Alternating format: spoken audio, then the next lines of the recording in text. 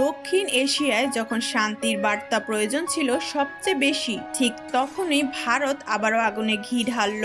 কাশ্মীরে পর্যটকদের ওপর একটি সন্দেহজনক হামলার অজুহাত তুলে রাতের অন্ধকারে পাকিস্তানিদের নিরীহ জনপদে চালানো হলো সাঁড়াশি হামলা।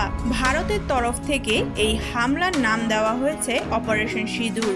একটি ধর্মীয় প্রতীককে সামরিক অভিযানের নামে ব্যবহার করে ভারত কি এবার নিজেদের আসল মুখ দেখিয়ে দিল? বেসামরিক এলাকা লক্ষ্য করে বিমান হামলা, মসজিদের মিনারে ক্ষেপণাস্ত্র আর হতাহত শতাধিক সাধারণ মানুষ। এটাই কি ভারতের সন্ত্রাস বিরোধী লড়াই? পাকিস্তান সরকারের স্পষ্ট মন্তব্য, এই হামলা ছিল সম্পূর্ণ উস্কানিমূলক ও আন্তর্জাতিক আইন লঙ্ঘনের শামিল। ভারতের ক্ষমতাসীন উগ্রপন্থী হিন্দুত্ববাদী সরকার এখন শুধু সীমান্তে নয়, ধর্ম, সংস্কৃতি ও ইতিহাসেও আগ্রাসন চালাতে চায়।